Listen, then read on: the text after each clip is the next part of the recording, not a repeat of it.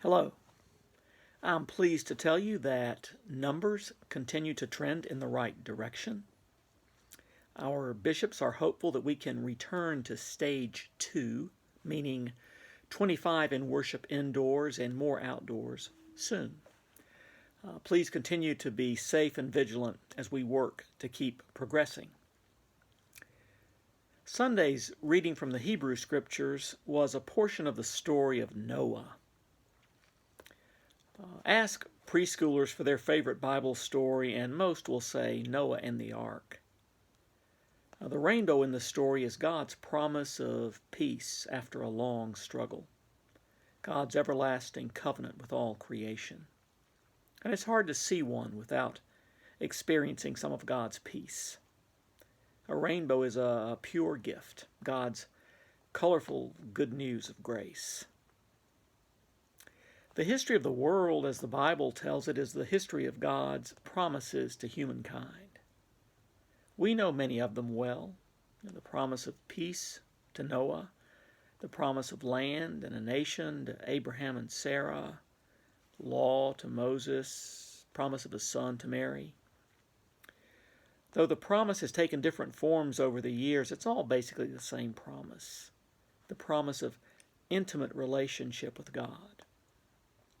Despite our repeated rebellions, God has struggled to remain faithful to us. Of course, we're talking about covenants. The covenant God established in creation has survived floods and famines and wars and evil empires. It survives today despite a culture that's so prosperous and busy that God seems barely a blip on our radar. God promised and still promises that I shall be your God and you shall be my people. That's it in a nutshell. The covenant of intimate relationship with God. Now, many of us hear an if at the end of that covenant. If you obey my laws, if you heed my commandments, and so on. And some of the covenants in the Bible do have ifs, and we're right to expect something like that, but God's covenant with Noah has no ifs in it at all. It's all about what God will do and will not do. I will not hurt you or the earth like this again, says God. From this day on, you are all my partners, and your lives are as precious to me as my own. And that's quite a change, isn't it? I mean, what happened? God was mad enough to drown them all, but then something changed, and it certainly wasn't humankind. No, God's mind changed, and from then on, God chooses relationship with us.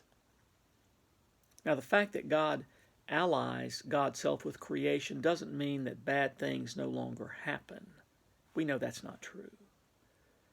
It just means that God doesn't will those things, but shares the pain with us. God's will for us is life, not death. And since God made us partners in creation, we're also to will life for all that God has made, whenever and wherever we can.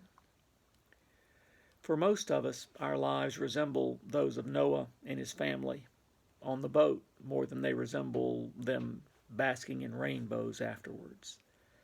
In fact, whether we're wandering, lost in the wilderness, or up to our ears in floodwaters, the metaphor's about the same, isn't it?